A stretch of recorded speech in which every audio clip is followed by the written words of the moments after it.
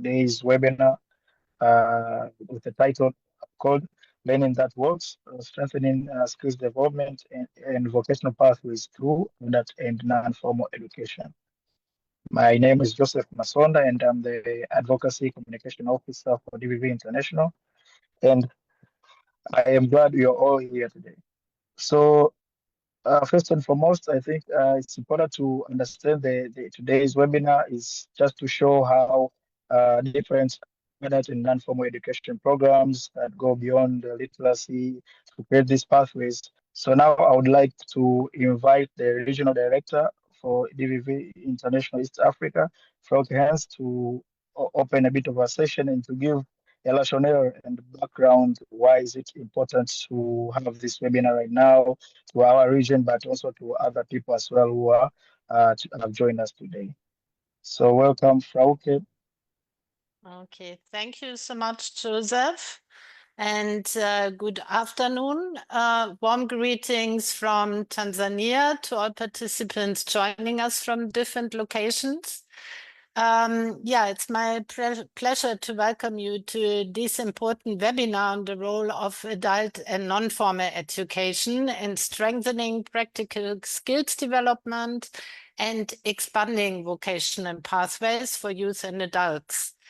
Yeah, we are aware we are living in a time of rapid social, economic, and technological change. These transformations are creating new demands for skills and competences. At the same time, many young people and adults in the East African countries, when we would like to focus on East Africa today, continue to face significant barriers to education, employment, and entrepreneurship, and lifelong learning opportunities. This reality calls for innovative and inclusive learning approaches that equip individuals not only with literacy and foundational skills, but also with the practical competences required to improve livelihoods and actively contribute to their communities. East African countries like Tanzania and Uganda have placed skills development at the center of their national development and educational agendas, recognizing the importance of self-employment and the informal sector in both countries. Entrepreneurship development has become a key priority. Adult and non-formal education connects literacy and numeracy with vocational training, entrepreneurship, financial literacy, and life skills. In Tanzania, under the Ministry of Education, Science and Technology, we have the integrated community-based adult education program that offers valuable opportunity for youth and adults to develop practical skills, enhancing livelihood and promoting lifelong opportunity. Part of this project is our community learning centers, and we have the folk development colleges in Tanzania who play a key role in supporting these efforts.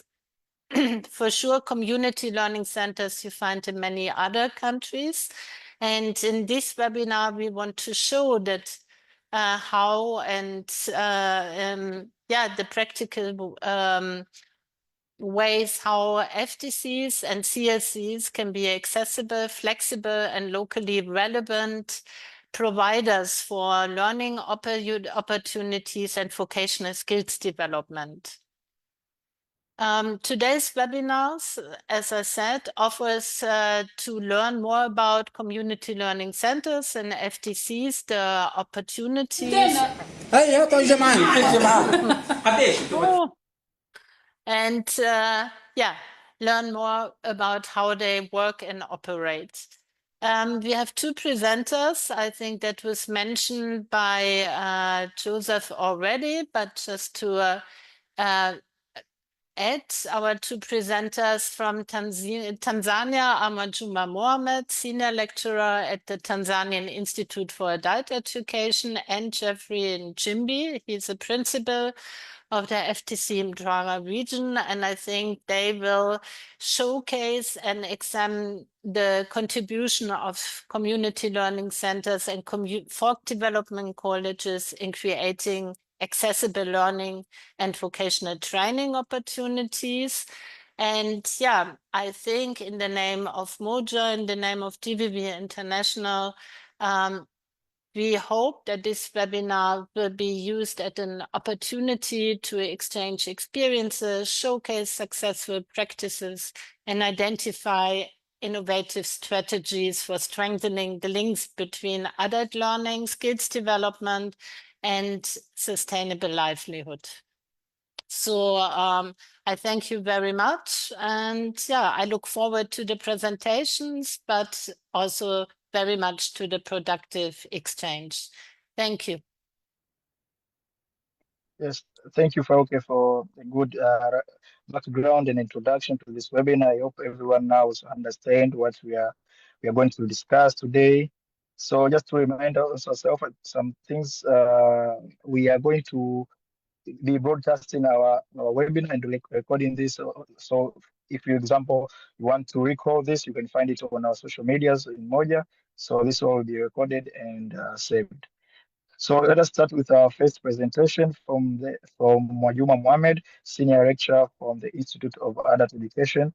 She will be presenting to us how we are building employability skills through adult and non-formal education through different programs that they are implementing. So Ms. Mwajuma, karibu sana. You're welcome.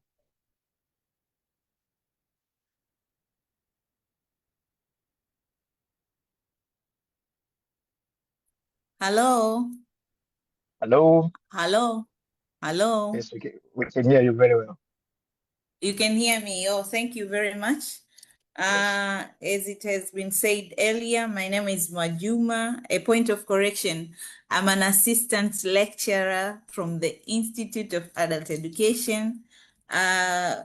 Currently, I'm coordinating the IPOSA program, and this is one of the program which also provides skills for youth and adults to ensure employability to them. So we can go through that. Hello. Yeah, thank you very much. We can hear you loud and clear. Oh, thank you. Okay. So that is where we are residing as an office. Our office is within Dar es Salaam, along Bibi Titi Mohammed, and this institution is under the Ministry of Education, Science and Technology.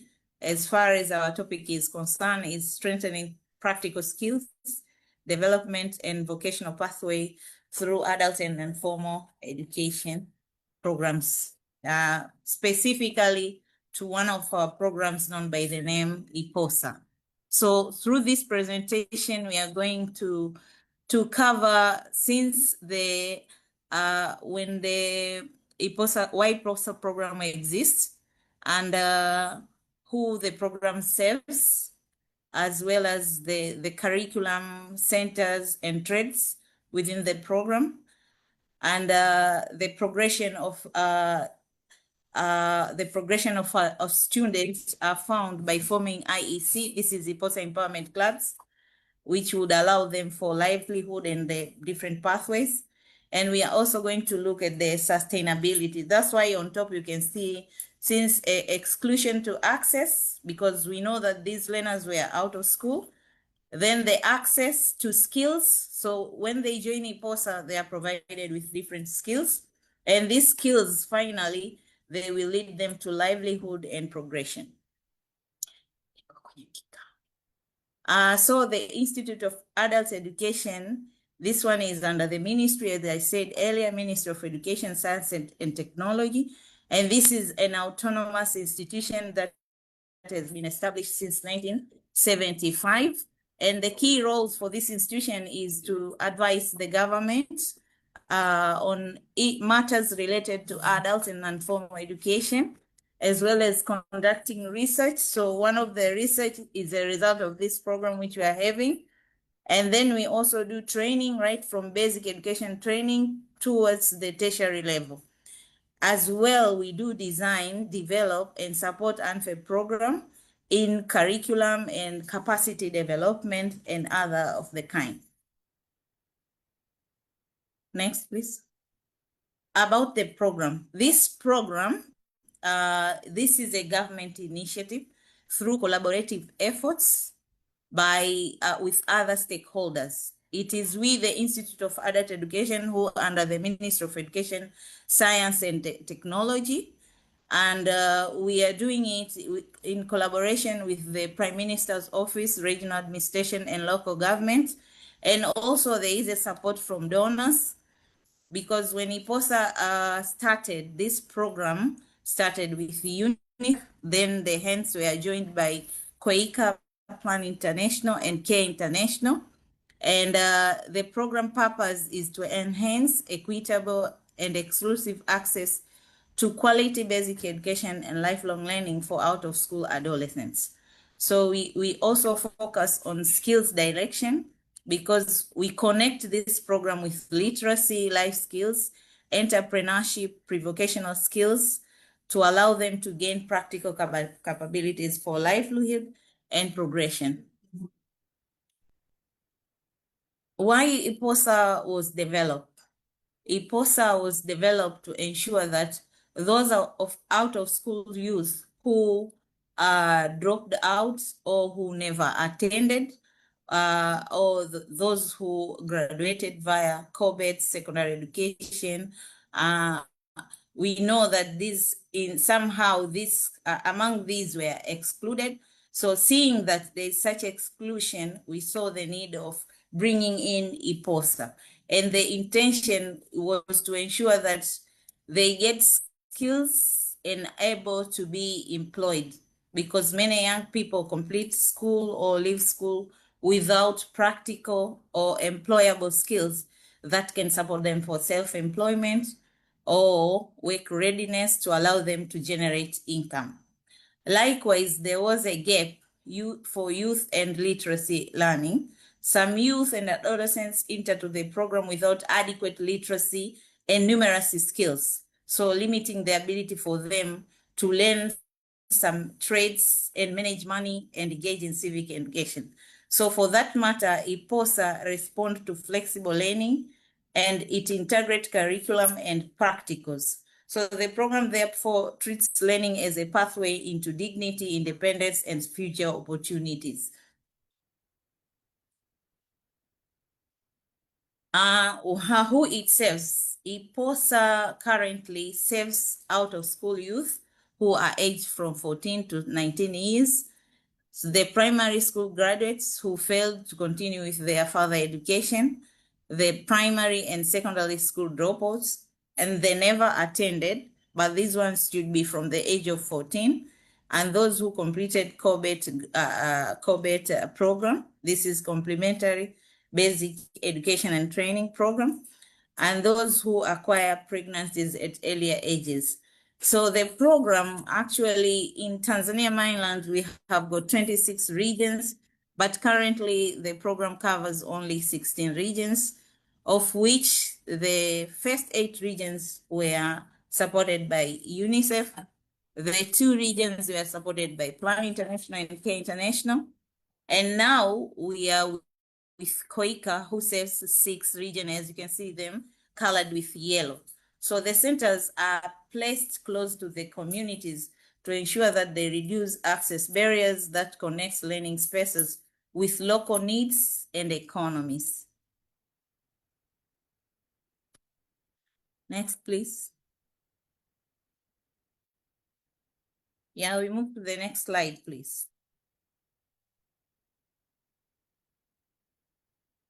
Joseph. So the IPOSA curriculum, is an integrated curriculum, which has 4 components, one of which is literacy. Now, within IPOSA, the unique thing that it accommodates even those who are not able to read, write, or do simple arithmetic. And also we have life skills. We provide life skills to ensure that they have confidence in communicating.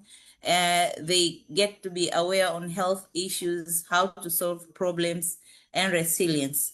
But the other component is about pre-vocational skills. These are hands-on trades and practical work, which are done there. They may include trades such as tailoring, carpentry, and the like. And also the last component is entrepreneurship. So we are providing them with this because we want to be business minded, and we want them to be able to manage finance.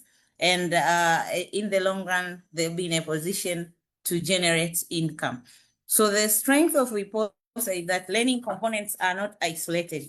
We have literacy supports, entrepreneurship, life skills, work readiness, and pre-vocational skills to support the self-reliance. Next. So this program has its principles and the principles and pillars. So the pillars of this program revolves around the four components which I said. So if a learner join IPOSA, we have to understand that he will acquire pre-vocational skills. He will be able to get skills in entrepreneurship. If he is not able to read or write, he gets skills in literacy as well as life skills. But also we have the principles that at the end of the day, we want a learner to become competent of whatever he has acquired from the program. And these programs are normally flexible because we consider time, we consider what they need, and we have to assure that we are eliminating barriers to ensure them they get into classes. And this one, integration is also one of the principles, meaning that a learner gets skills, but at the same time is in a position to acquire 3 R's if in case he came to the program without knowing reading, writing, or doing simple arithmetic. Now, this is a journey towards the learners while they are in IPOSA. And we are saying that this journey is from access to progression. In IPOSA, we normally mobilize the learners to enroll. This is where we identify where out of schools are. And these out of school can be adolescents or youth aged 14, as I said earlier. But thereafter, we progress them to assess and place. We need to understand the learner's level because, as I said earlier, that there are some learners who come completely without knowing 3 R's. Then there are for the next level we do build their foundation. And this is once we find someone with no literacy skills, she has to acquire literacy skills and numeracy and the life skills, given their background. Mind you, these are the ones who were out of school. So we have to impart them with life skills so that they become confident, they'll be able to make decisions and so forth. Then when they are in the sessions, they are also able to gain practical skills where they get them through the workshops and through different materials to the trades which are found there. But at the end of the day, we want them to establish clubs. And these clubs, at the end, we want them to become micro enterprises, as well as if they want to go for the further learning. So this journey is what makes IPOSA relevant, where learning becomes practical and bridge to the livelihood, employment, and the further education. And in the centers where we have, as I said earlier, that IPOSA currently is across 16 regions. And what is being done in the center there, one is learners identification and mobilization. So here we are looking for the eligible out of school learners. Then there is a kind of advocacy which is done by different organs and sources, like teachers themselves. When we come to the level of the council, we have adult education officer also are engaged there. But within our institution, we have regional resident tutors. They are also engaged in identifying and mobilizing the learners to join the program. Then when they join, we enroll and register them. Then thereafter, there is an activity of delivering of integrated lesson and practical training. So this is the actual sessions of learning. We have teaching of literacy. That means the 4 components which I said earlier. This is one of the activity which is done while they are there. So they have theory part as well there, the skills part. We also do track learners' participation by ensuring that they attend to the sessions.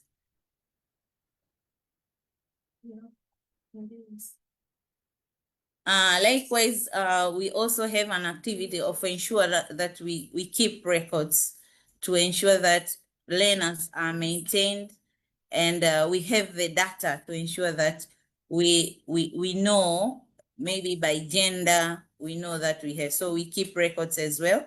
But also we conduct assessment to see their progress and what competence they acquired. And finally, we give them certificates. And within IPOSA, currently we have improved our curriculum where learners acquire certificates. Their duration is 3 months. After every 3 months, a learner acquires a certain micro-credential from a certain trade. Because I said earlier, we can have tailoring as a trade. So in tailoring, we might have like 3 or 4 micro-credential.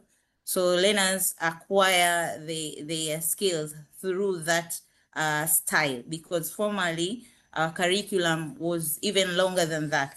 Now, a learner can take from 3 months to 20 months, and we had stages earlier. We had stage one. Stage one, before this new curriculum, we were treating them, for those who could not read, write, or do arithmetic, they could take a duration of 3 to 5 months. Then later on, they join the skills learning, which takes them from 12 to 15 months. This makes a total of 20 months. But learners saw that this is a very long period, so through them, then we improved coming to micro-credential. And in IPOSA, we are also ensuring that learners are getting spaces for learning. And we have the workshop sheds, which makes the skills development possible. And these sheds, these are the kind of infrastructure which matters a lot, because skills development requires a safe space, requires tools, requires water and electricity, and enough room for practical. So workshop sheets move IPOSA from theory to practical. Learners can see, can touch, can produce, repair, and also test their skills. Currently, the government has gone even further. This is, as you can see, there is a big initiative which have been done. With COICA, we have about 30 centers. And out of these centers, 27 centers are the regular center, and the 3 centers are the model center. In the next slide, where you can see the bigger ones, these are the model center, and they are around 3 regions across our country, which is Manyara, Tanga, and Shinyanga. So this one places us to the assurance of sustainability for this program. We also have equipment, because when we talk of practicals in IPOSA, so there's no way that learners can practice their skills without having some equipment. As you can see in Iramba, one of the centers which provides this program, as you can see that there are tailoring machines there, and other equipments which are required to ensure that the practical sessions takes on smoothly. And as of now, out of the 30 centers I say, about 22 centers have got tailoring trades. where all of these centers now have been provided with these machines, the tailoring machine, plus other trades which are found there as well. Now we cannot learn if we don't have learners. So the sessions are going on. So that is one among the centers where the learning is taking place out of the 30 centers, which I said earlier. And this is one of the micro industry out of the IPOSA program. So as I said earlier, in their journey, it reaches the last stage where learners are supposed to form a IPOSA empowerment clubs. So through these clubs, it's where they get opportunity from the government machineries to get opportunity for loans. When they get loans, so they are in a position to establish micro industry like the one you see it there. Then finally, at least it helps to assist them in generating their income and make their livelihood safer. And it ensures them that they are not engaged in bad groups for the betterment of their life. There also you can see that IPOSA is in action. If you go through this web, you can find this is one of our center in Manyara region, which is very active, and the sessions are now going on in that particular area. Now, how do we assure ourselves for sustainability of IPOSA program? One is the establishment of IPOSA support committees. The nature of this program, for us to be sure that they sustain, we do establish committees, of which these committees are found in every council where IPOSA program is going on. And the members of this committee, one of which is the regional adult education officer within the particular region. We also have the district adult education officer, but we have our resident tutor from the Institute of Adult Education, and we have the counselor there, and we also have the coordinator from the center, and we also have officers from the community development officers and youth officers within that particular council. Why do we engage these people? These are very essential and very important person being in this committee, because they would allow to facilitate the availability of raw materials.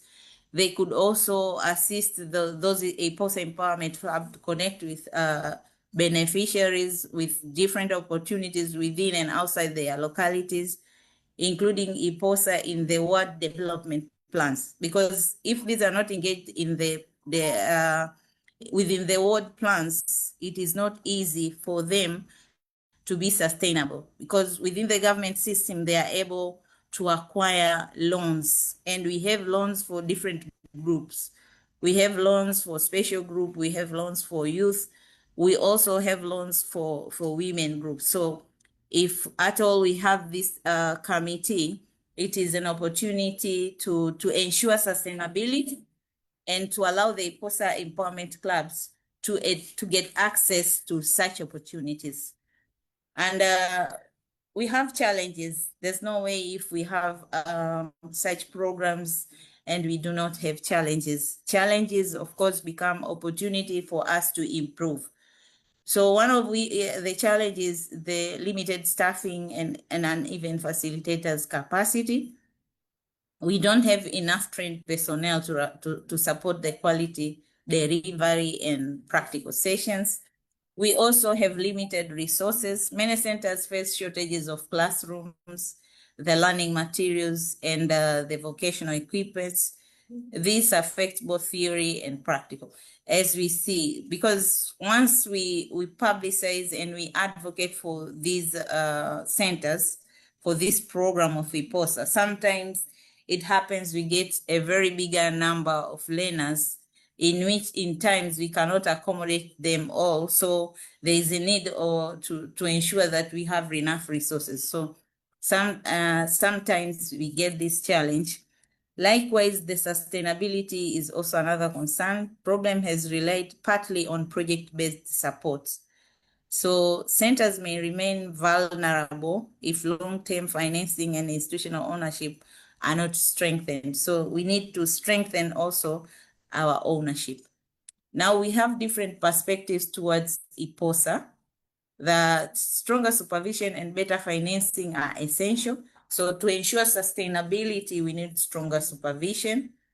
To retain, we need to prioritize on learners' retention.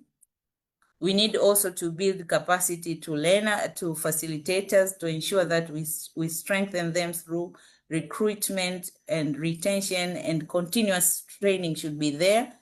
We need also to have coordination and resources. The coordination we have need to be improved as well. So this is the perspective towards the operation of this kind of program.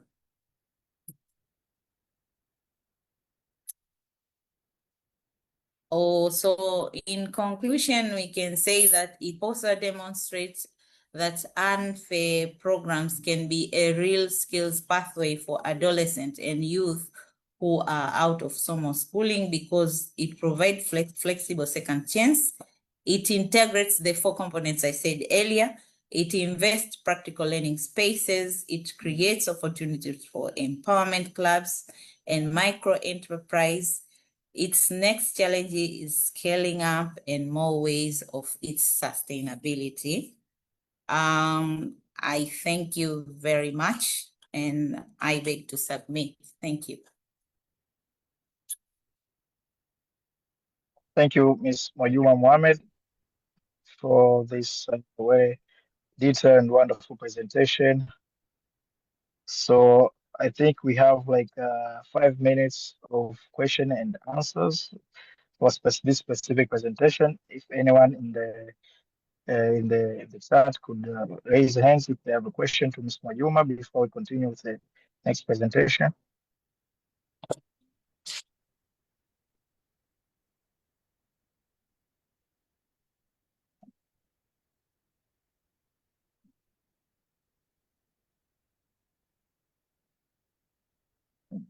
How is everything?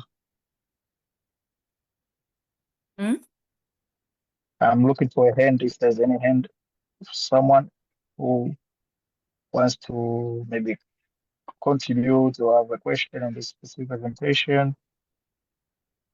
Bonjour, je te demande la parole, mais je vais faire l'option lever la main. Okay, Fatuma, I think there's a question from Fatuma. Oh. Yeah, maybe you switch on to the English channel so that we can hear. Je m'exprime en Me, français. oh. Okay. Je peux prendre la parole? Yes, sure. Okay. Ok, donc bonjour tout le monde. Moi, je suis Fatima Cissé, directrice nationale de l'éducation non formelle et de langue nationale du Mali. Come on. Now, hey, sorry, Joseph. Yes. Now, this is not an English speaker. It will be hard for me to respond to the Okay. question. Okay, sorry. You can click on the global icon below and then switch on to English channel. Where do I reset to English? To more. To more. On more. And then and then find interpretation. Oh, all right. Okay, yeah. So then we switch to English. All right. Yeah, switch to English. Now we can proceed. Okay, Fatuma, may you repeat the question? Sorry for that. Voilà, merci. Je disais que je suis Fatmata Cissé, Madame Silla Fatmata Cissé, la directrice nationale de l'éducation non formelle et des langues nationales du Mali. Et mon intervention... In Mali? Je remercie l'intervenant pour la clarté de sa présentation. Okay. Et J'ai une question à lui poser. C'est surtout par rapport au microcrédit dont elle a parlé lors de son intervention, que les apprenants ont l'opportunité, après la formation, d'accéder au microcrédit. Ce système de microcrédit que nous, on ne connaît pas au niveau de nos centres au Mali, comment est-ce que ça se passe? Est-ce que c'est intégré dans le projet, le programme en question, ou bien c'est l'État qui met en place des microcrédits pour faciliter l'insertion socio-professionnelle des apprenants après la fin de leur apprentissage? Et ça, c'est la question que je vais poser pour peut-être prendre des mesures au niveau de notre pays, le Mali, où on a besoin réellement d'intégrer les différents apprenants qui sortent de nos centres d'apprentissage féminin et au Mali. Ça, c'est ma première question. La deuxième question aussi, c'est de savoir un peu l'âge des apprenants. Ces apprenants-là, est-ce que c'est des femmes, des hommes, ou bien c'est des jeunes déscolarisés ou non scolarisés comme on en connaît au niveau de notre pays? Donc voilà un peu mes questions et je vous remercie.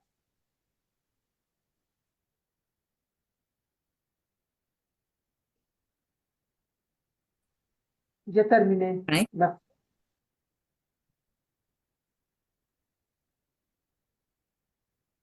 Yeah. Yes. Can I Yes. Can you? can I respond? Okay. Yes. Maybe 1 minute. There's another question. We collect all the questions and then you answer both of them. Okay. Okay. So in the yeah, Mangesh, you're welcome.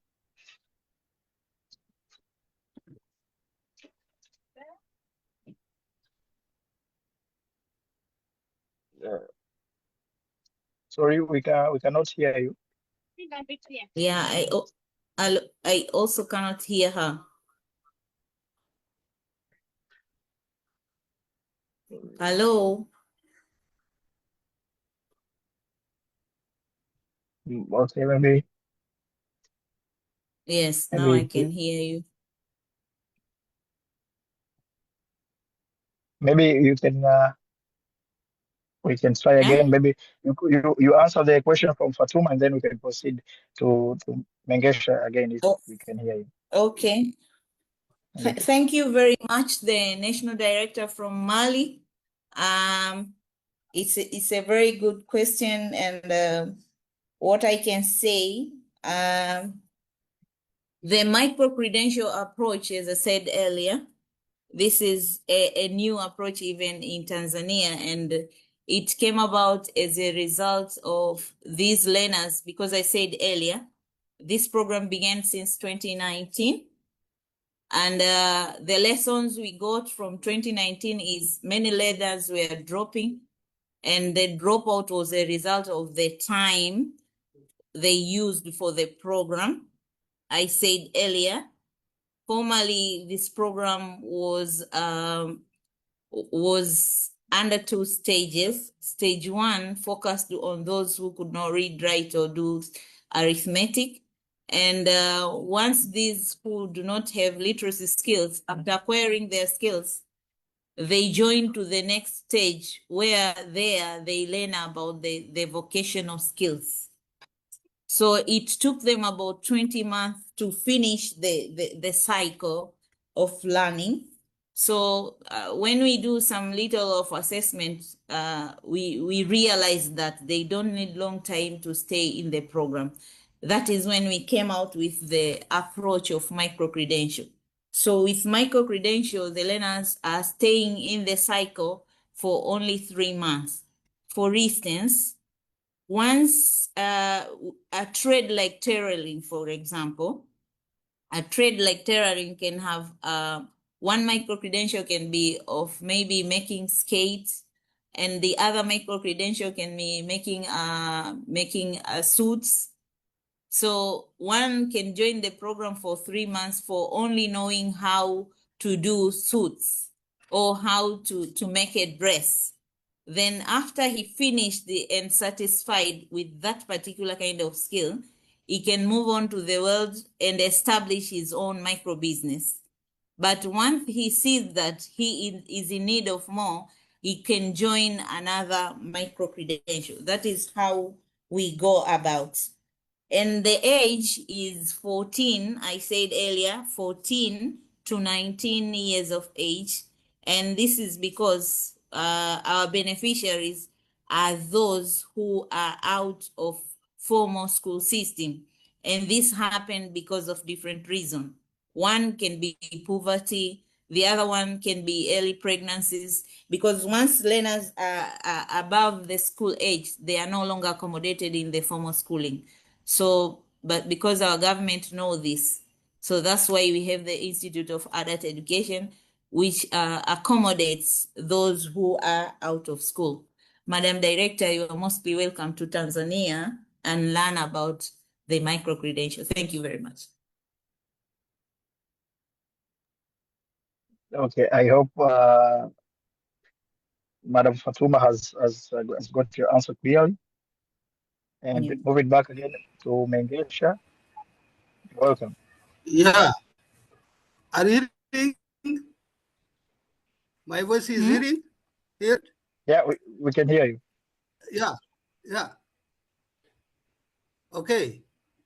Thank you very much for inviting this webinar. I'm Mangasha Ndayo from Ethiopia.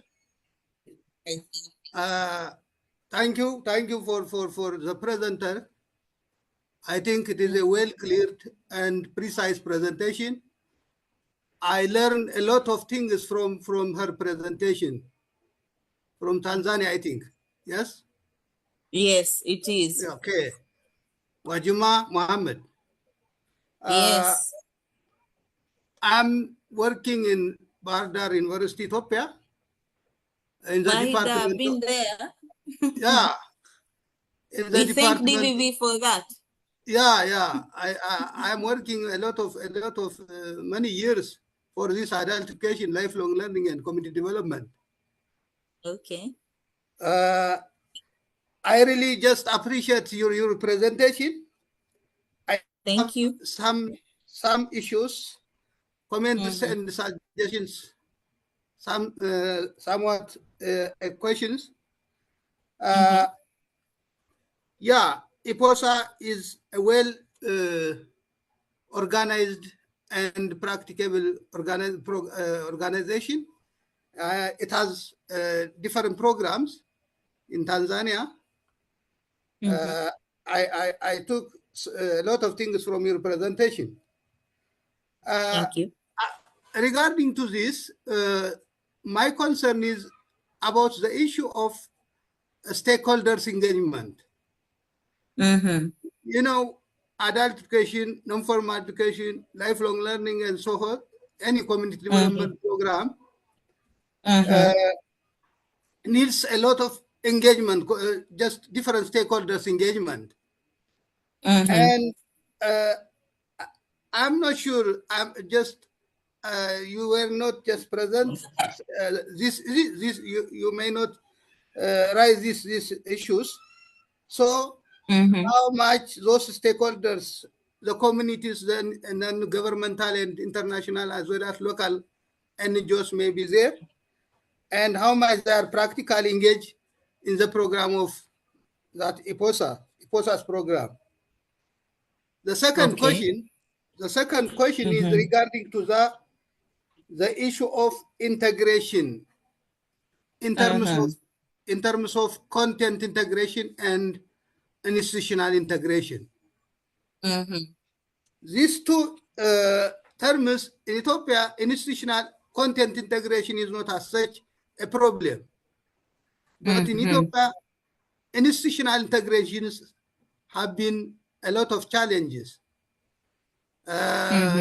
Some institutions may not highly engage, may not take their responsibilities.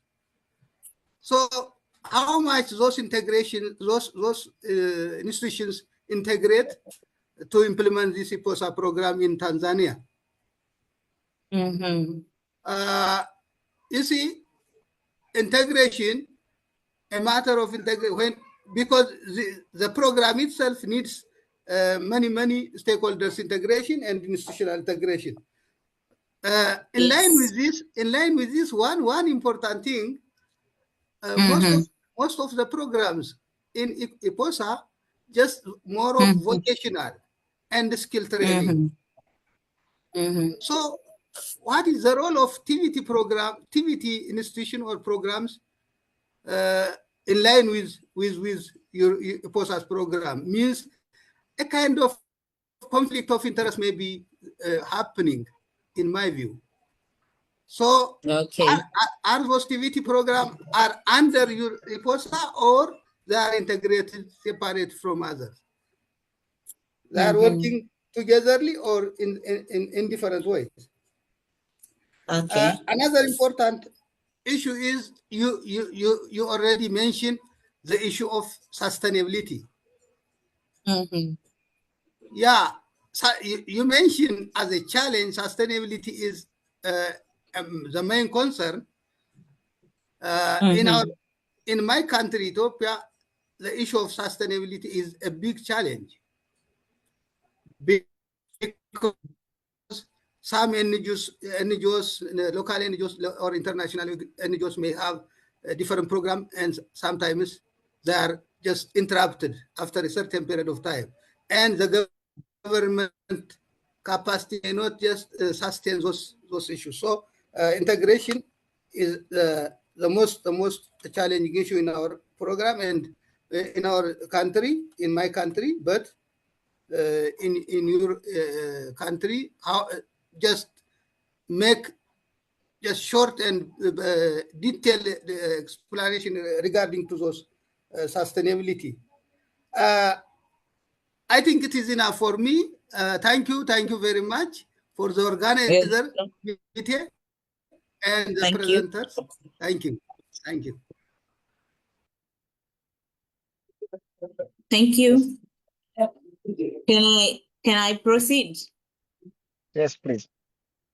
Yeah, with the first question related to stakeholders engagement, if you heard me well, that component also was necessary for us to ensure that there is engagement of stakeholder.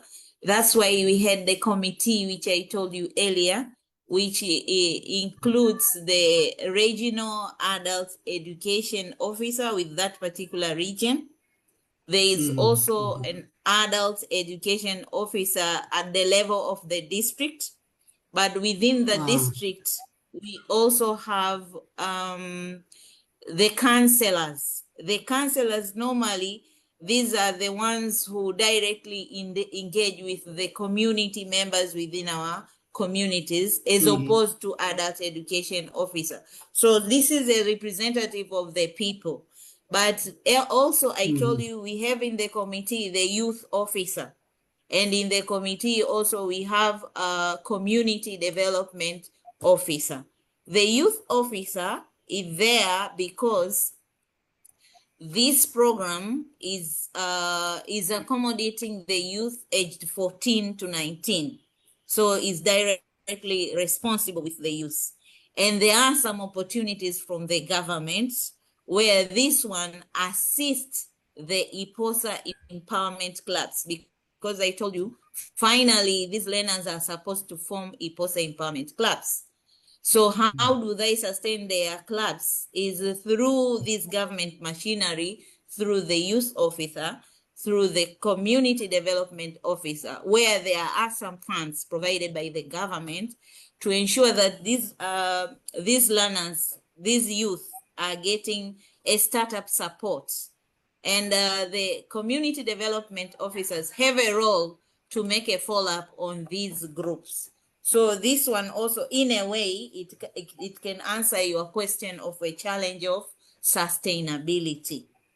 So when we come to the integration of the content, if I got you well, we integrate the content because we said the unique thing of this program is that we even bring on board those who are not able to read, write, or do simple arithmetic. And how do they go about to learn? We use the vocabularies which are actually used in their trades. If someone is in the tailoring trade, so the kind of vocabularies which is going to be taught how to read or write are the ones related to the trade which is pursuing.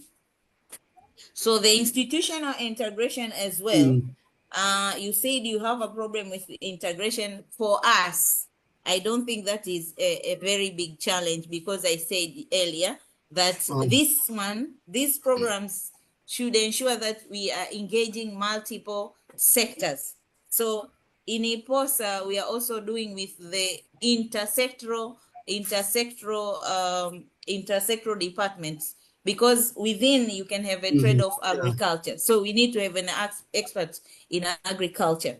If you want those learners to have skills in fishing, so we have to have someone. So that integration we get also through that IPOSA support committee, whereby there are those, the community development officer and the youth officer. They have welcomed us very well. That's why you see one of the IPOSA Empowerment Club was established, and it raised about almost 200,000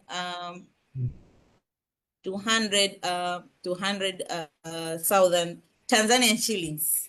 So the money which they raised after forming the group was a lot, and the startup they got through those machineries which I told you earlier. And also I had a question on what is TVET doing as opposed to IPOSA. The vocational skills, mind you, which we're providing to these youth are the pre-vocational skills. So we don't have any challenge with. So it is like we are providing a bridge, so that if one completes graduates in IPOSA, it may be have an opportunity to go further to TVET, because you know the entry qualification for TVET and our programs quite differs.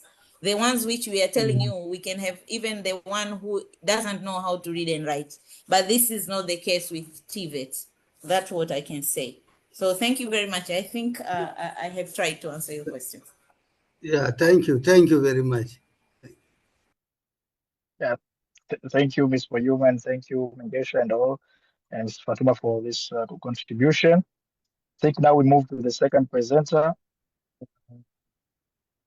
Now we welcome the principal of Newala Focal Development College, Mr. Geoffrey Nchimbi. Please, you're most welcome.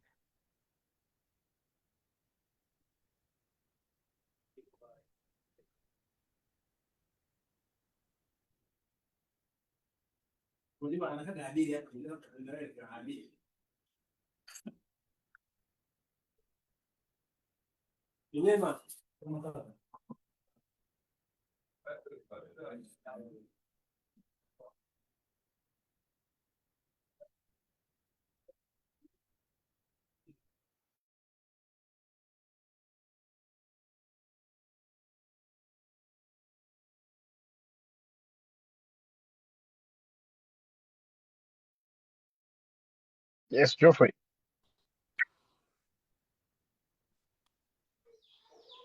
Joseph? Yes, we can hear you loud and clear. You can hear me? Yes, very well. Yes, good afternoon, every one of you. My name is Geoffrey Nchimbi, a principal of Newala Focal Development Colleges. I'm a teacher. I'm also a master trainer. I'll be presenting the different programs offered in focal development colleges in Tanzania mainland. So can you shift to next slide?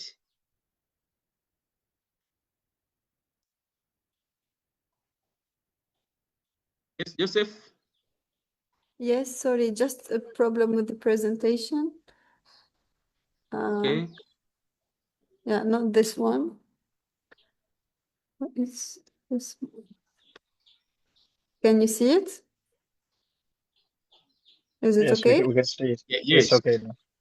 Yes, I think it's okay. Yeah, as I said, my name is Geoffrey Sixbet Nchimbi, a principal of Newala Folk Development Colleges. So we have about 55 folk development colleges in Tanzania mainland. So can you shift? Joseph, can you shift?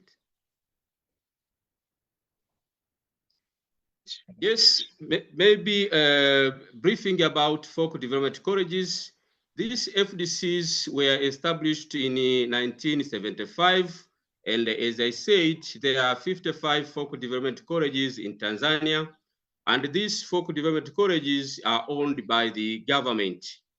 And the major aim was to enhance the literacy skills of adults with no or low literacy and numeracy skills, but also providing technical skills for self-reliance and self-employment. Yes. And these folk development colleges actually are working closely with the community around.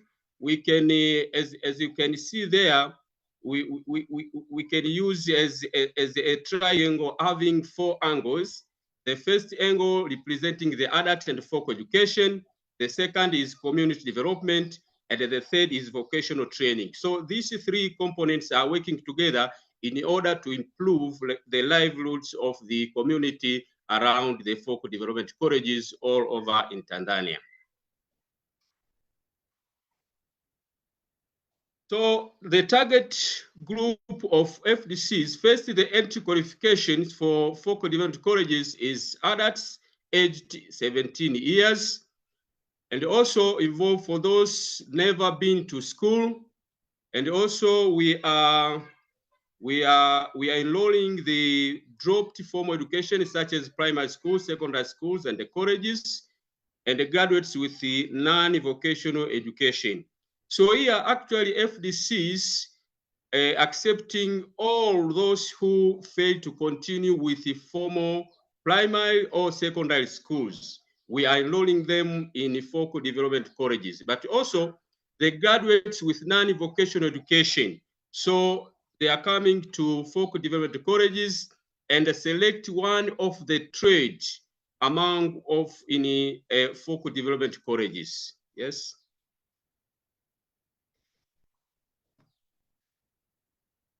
Yes, as I said, the roles of FDC, the first is accessible vocational training. FDCs offer flexible entry requirements. As I said, actually, we are accepting with those with the no literacy skills and those with the literacy skills. Also, building the key industries, provide practical training. In our FDCs, our curriculum divided into 2 parts. Actually, the practical training is 60%, and the rest is 40%. Also, we are teaching them entrepreneurship skills. This actually FDCs act as business incubation centers for the community around the FDCs. Also, we are providing civic education aligned with the education for self-reliance, and also adaptable and short-term programs. We are offering short-term programs tailored to the immediate local needs. So we are normally conducting the needs assessment. We are trying to see the problems facing the community around the college and try now to develop different short-term programs in order to help the community around the colleges.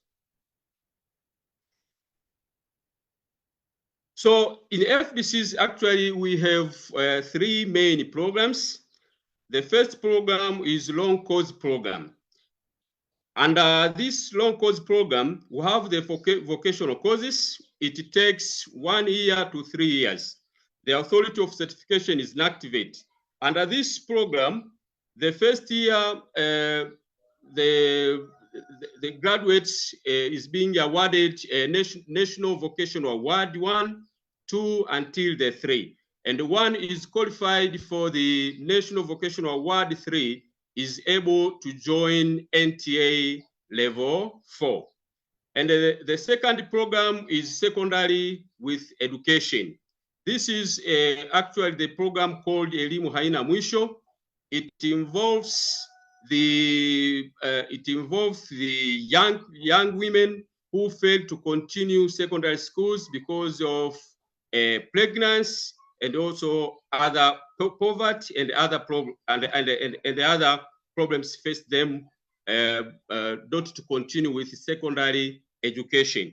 So we are enrolling in focal development colleges, where now the program has 3 components.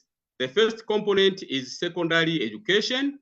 In the first year is sitting for Form 2 national assessment, and the second year is for Form 4 national examination. At the same time is selecting one of the vocational program in FDC, maybe tailoring, welding, motor vehicle mechanics, electrical installation, and so forth. And also is being taught life skills. We are teaching them life skills because these young women fail to continue because of pregnancy. So in order to make sure that there is no appearing again the pregnancy, so that's why we are teaching them the life skills, but also we are teaching them entrepreneurship. Under this program, actually, we are working together with Karibu Tanzania organization, KTO. KTO is an NGOs working with the Ministry of Science and Education in order to help the young women who fail to continue secondary schools because of different problems. Also, we have the early childhood development caretaker or nursery teachers. This is a program, is a 1-year program, and the authority of certification is Commissioner for Social Welfare. Yes. Short course programs. Also, we have the short course programs. It takes less than 1 year. The first one is vocational courses. These vocational programs derived from long courses. So all long courses offered in focal development colleges has its short course program. And also we have the integrated functional literacy with vocation. This is actually a program for facilitators who can facilitate the participants who lack the literacy skills. So they are trying to teach them on how to select that courses, but also facilitating them the literacy skills, that is literacy and also numeracy skills.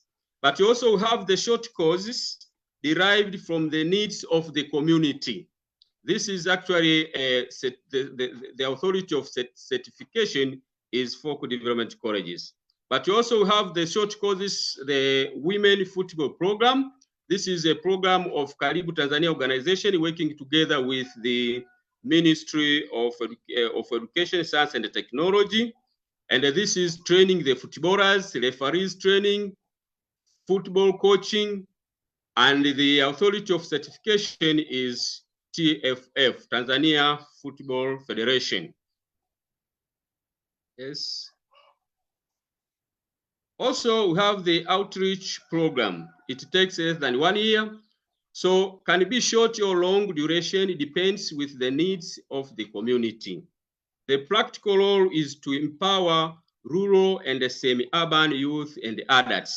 So particularly those with limited formal education, by providing practical employable skills to drive self-reliance, self-employment, and local community development. Areas considered under this program mainly in the agriculture, civic education, and also entrepreneurship. Building employability. So as I said, focal development colleges aim to ensure that to improve the livelihood of the community. So our curriculum has been designed that 60% is for practical and 40% is theory. So this makes our graduates to be competent, and they can, after completing the colleges, where now they can be employed or self-employed. And also we are teaching them entrepreneurship and self-reliance. FDC operate under the principle of education for self-reliance, and the colleges act as incubation centers. But also, as I said, because we are insisting on the self-reliance, also we are producing goods and sell them within the colleges.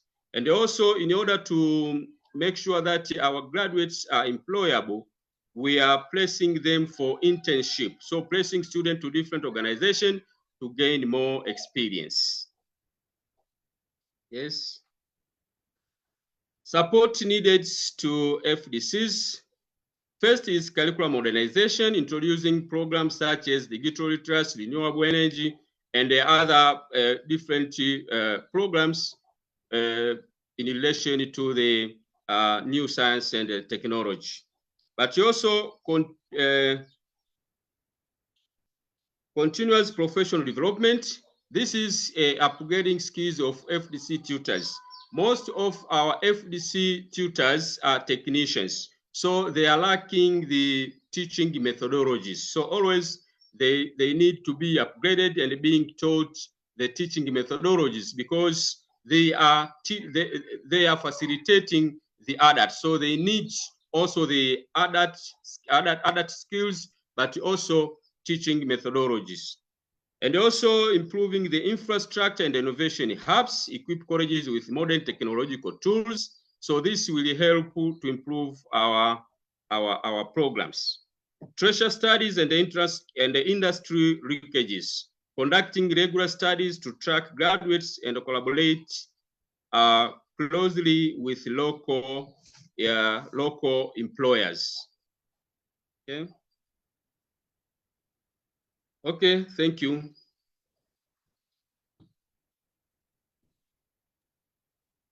Yes, Geoffrey.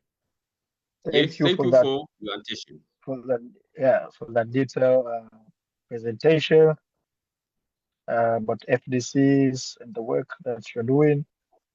This is a very good presentation, I think. Okay, so I would like to thank our presenters for very detailed presentation and interesting presentations.